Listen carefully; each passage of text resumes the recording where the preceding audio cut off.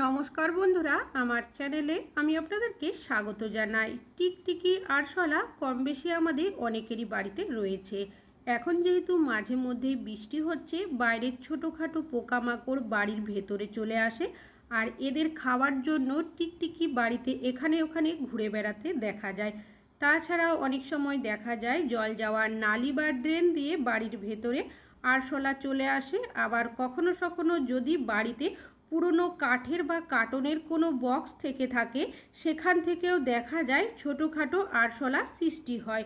আর অনেক সময় দেখা যায় আমাদের অজান্তে যদি কোনোভাবে টিকটিকি বা আরশোলা খাবার দাবারে মুখ দিয়ে দেয়, আর সেই খাবার যদি ভুলবশত আমরা খেয়ে নিই, আমাদের শরীর অসুস্থ হওয়ার সম্ভাবনা অনেকটাই থাকে।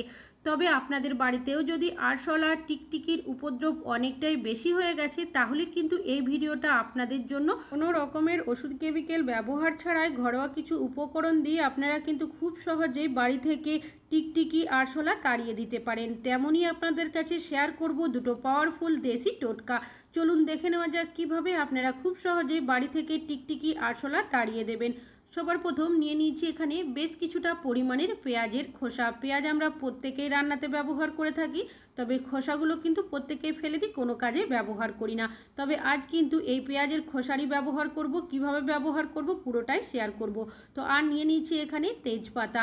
পেঁয়াজের খোসার মধ্যে যেমন একটা স্ট্রং গন্ধ থাকে, ঠিক সেরকমই তেজপাতার মধ্যেও কিন্তু একটা স্ট্রং গন্ধ রয়েছে। চাইলে আপনারা কাঁচি দিয়েও কেটে নিতে পারেন, আমি হাত দিয়ে ছোট ছোট টুকরো করে দিয়েছি।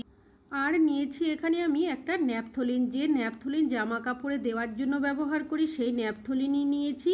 আর এই ন্যাপথলিন কিন্তু যে কোনো পোকামাকড় দূর করতে সাহায্য করে, সেটা আমরা প্রত্যেকেই জানি। আর নিয়ে নিয়েছি এখানে এক্সপায়ার হয়ে যাওয়া মেডিসিন। আপনারা এখানে এক্সপায়ার যে কোনো মেডিসিনের ব্যবহার করতে পারেন, তবে ডাইরেক্ট ব্যবহার করা যাবে না।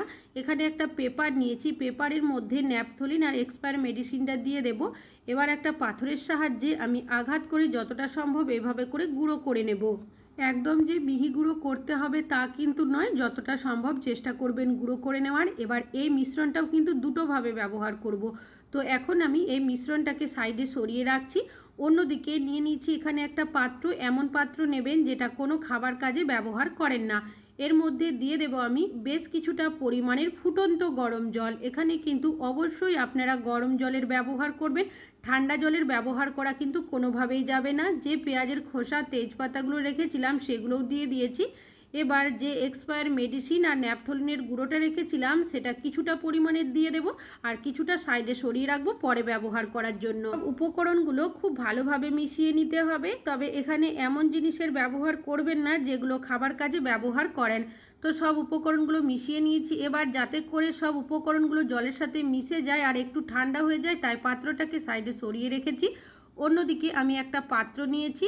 এবার এর মধ্যে দিয়ে দেব বেশ কিছুটা পরিমাণের বরিক পাউডার। এই বরিক পাউডার আপনারা যে কোনো মেডিসিনের দোকানে পেয়ে যাবেন, আর এই বরিক পাউডার কিন্তু ক্যারাম খেলার জন্য ব্যবহার করা হয়। চাইলে আপনারা এর পরিবর্তে যে ইনো হয় সেটারও ব্যবহার করতে পারেন, বা বেকিং সোডারও ব্যবহার করতে পারেন। দিয়ে দিলাম কিছুটা পরিমাণের চিনি। তবে আপনারা এখানে যদি বরিক পাউডার দেন সেক্ষেত্রে কিন্তু বেশি ভালো কাজ হবে। যে ন্যাপথলিন আর মেডিসিনের গুঁড়োটা রেখেছিলাম সেটাও দিয়ে দিয়েছি। তারপর সব উপকরণগুলো খুব ভালোভাবে মিশিয়ে দিয়েছি। এই উপকরণগুলো যখন একসাথে মিশে যাবে এটা কিন্তু অনেক বেশি পাওয়ারফুল হয়ে যাবে। তো কিভাবে ব্যবহার করবেন, 4টে পেপারের টুকরো নিয়েছি, তার মধ্যে কিছুটা করে মিশ্রণ আমি দিয়ে দেব। এবার এই মিশ্রণটা কিন্তু ডাইরেক্ট ব্যবহার করা যাবে না, তো পেপারগুলোকে আমি মুড়িয়ে নেব। কাজটি কিভাবে করছি সেটা ভালোভাবে দেখলেই বুঝতে পারবেন। এটা কিন্তু একটা পকেটের মতো তৈরি হয়ে গেছে, দেখতেই পাচ্ছেন, কোনোভাবেই কিন্তু এটা খুলে যাবে না। তবে এইভাবে আপনারা যদি মুড়িয়ে নিতে না পারেন, সেক্ষেত্রে আপনারা প্রথমে পেপারটাকে একটু মুড়িয়ে দেবেন, তারপর রাবার ব্যান্ডের সাহায্যে আটকেও দিতে পারেন, তাহলেও কিন্তু পেপারটা কোনোভাবেই খুলে যাবে না। তো প্রত্যেক কটাই কিন্তু আমি এইভাবে করে মুড়িয়ে নিয়েছি। তারপর আপনারা কি করবেন, একটা কোনো ধারালো জিনিস নিয়ে নেবেন, সেটা দিয়ে এইভাবে ছোট ছোট কিছুটা ফুটো করে নেবেন, যাতে করে ভেতরের যে মিশ্রণটা দিয়েছি তার একটা স্ট্রং গন্ধ বাইরে বেরোতে শুরু করে। কোথায় কিভাবে ব্যবহার করবেন পুরোটাই শেয়ার করব। তো তার আগে যে মিশ্রণটা আমি সাইডে সরিয়ে রেখেছিলাম সেটা নিয়েছি, একটু নাড়িয়ে নিয়েছি। তারপর একটা পুরনো কন্টেনার আর ছাঁকনির সাহায্যে মিশ্রণটাকে ছেঁকে নিয়েছি। এবার এই মিশ্রণটা আপনারা কিভাবে ব্যবহার করবেন, এখানে একটা স্প্রে বোতল নিয়েছি, তার মধ্যে মিশ্রণটাকে কিছুটা ভরে নিচ্ছি। আপনারা চাইলে এখানে জলের বোতলেরও ব্যবহার করতে পারেন, তবে ঢাকনার মধ্যে বেশ কিছুটা ফুটো করে নেবেন। কোথায় কিভাবে এই সলিউশনটা আপনারা ব্যবহার করবেন, এখানে আরশোলা থাকতে পারে বলে মনে হয় সেই জায়গাগুলোতে যদি সলিউশনটা স্প্রে করে রাখেন তাহলে দেখবেন এর যে একটা স্ট্রং গন্ধ থাকে, এর গন্ধের কারণে আরশোলা কিন্তু কোনোভাবেই আসবে না। আর যদি থেকেও থাকে সেখান থেকে পালিয়ে যাবে। আর যদি ডাইরেক্ট আপনারা আরশোলার ওপরে সলিউশনটা দেন, সাথে সাথেই দেখবেন আরশোলা কিন্তু এর স্ট্রং গন্ধের কারণে মারা যাবে। কোনোভাবেই কিন্তু এই গন্ধটা সহ্য করতে পারবে না, এতটাই পাওয়ারফুল এই সলিউশনের গন্ধটা। যে জায়গাতে আপনাদের মনে হবে রয়েছে আরশোলা, অবশ্যই কিন্তু এই সলিউশনটা একবার হলেও ব্যবহার করতে পারেন। অনেক সময় দেখবেন আমাদের ছোটোখাটো যে ফুটোর মতো অংশগুলো থাকে সেখানেও দেখা যায় আরশোলার ডিম দিয়ে দেয়। এই জায়গাগুলোতে যদি আপনারা কোনোভাবে এই ডিমগুলো পরিষ্কার না করান বা সরান, বাড়িতে কিন্তু আরশোলার উপদ্রব আরোই বেশি হয়ে যায়। সলিউশনটা বানিয়ে আপনারা কিন্তু স্টোর করে রেখেও দিতে পারেন। পরবর্তী সময় আপনারা যখনই আরশোলা দেখতে পাবেন তার উপরে স্প্রে করতেও পারবেন। তাছাড়াও আরশোলা যেখান থেকে বাড়িতে আসে, বিশেষ করে জলের নালি বা ড্রেন দিয়ে, এই জায়গাগুলোতেও যদি আপনারা কিছুটা সলিউশন স্প্রে করে রেখে দিতে পারেন তাহলে দেখবেন এখান থেকে কিন্তু কোনোভাবে আরশোলা বাড়ির ভেতরে আসতে পারবে না। তাছাড়াও দেখবেন আমাদের কিচেনের দেওয়ালের মধ্যে অনেক সময় দেখা যায় টিকটিকি রয়েছে। কোনোভাবে যদি আমাদের খাবার দাবারে পড়ে যায় বা মুখ দিয়ে দেয়, সেই খাবার যদি অজান্তে খেয়ে নিই আমাদের শরীর অসুস্থ হওয়ারও সম্ভাবনা থাকে।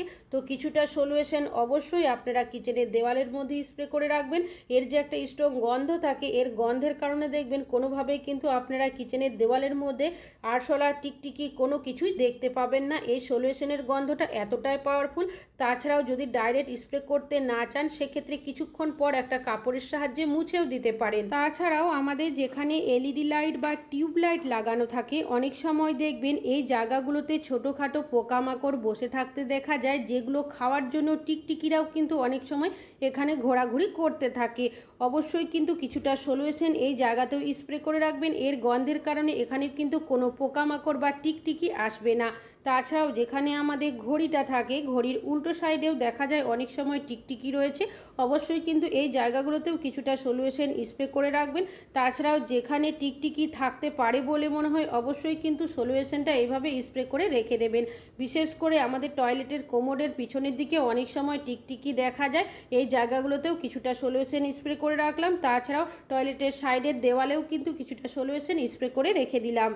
বাকি যে সলিউশনটা কন্টেনারের মধ্যে রেখেছিলাম সেটাও কিন্তু ব্যবহার করতে পারেন। অনেক সময় আমাদের কিচেন সিঙ্ক বা যে ওয়াশ বেসিন থাকে, রাতের বেলা ছোটোখাটো পোকামাকড় বা আরশোলা উঠে আসে।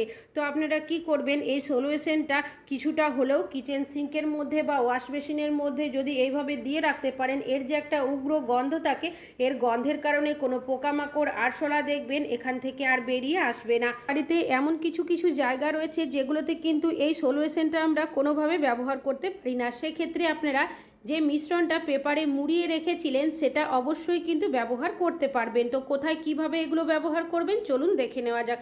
রাত্রেবেলা যখন কিচেনের লাইট অফ করে আমরা শোয়ার জন্য চলে যাই, অনেক সময় দেখা যায় ছোটোখাটো পোকামাকড় টিকটিকি ঘুরে বেড়ায়। আর গ্যাস ওভেনের মধ্যে যেহেতু রান্নাবান্না করি, আর ওই সলিউশনটা যদি আমরা স্প্রে করে দিই, এর গন্ধটা এতটাই পাওয়ারফুল দেখবেন গন্ধটা সহজে যেতে চায় না। তো এই জায়গাগুলোতে অবশ্যই আপনারা এই মিশ্রণগুলো দিয়ে রাখবেন। এর যে একটা উগ্র গন্ধ, গন্ধের কারণে দেখবেন এখানে কিন্তু কোনোভাবেই টিকটিকি আরশোলা পোকামাকড় আসবে না। তাছাড়াও যেখানে আমরা মশলার ডিব্বা বা কৌটো রাখি, এখানেও কিন্তু কোনোভাবেই আমরা সলিউশনটা স্প্রে করতে পারবো না। যদি স্প্রে করে রাখি সেক্ষেত্রে এর যে একটা উগ্র গন্ধ থাকে সলিউশনের, সেটা চারিদিকে হয়ে যাবে। তো যে পেপারে মুড়িয়ে সলিউশনটা বানিয়ে রেখেছিলাম সেটা এই জায়গাগুলোতে অবশ্যই দিয়ে রাখবেন।